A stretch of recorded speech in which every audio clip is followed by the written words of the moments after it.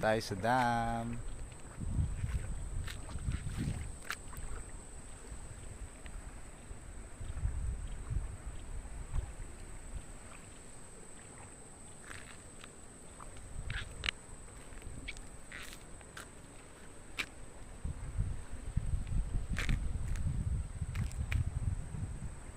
Hindi masyadong umaapaw yung tubig ngayon dahil wala nang ulan. Mababaw siya. Kaya kung maliligo ka, medyo madidismaya ka ng konti. Dahil medyo mababaw talaga. Yan, lang yung lalim. Hanggang tuhod. Tsaka hanggang baywang lang banda ron.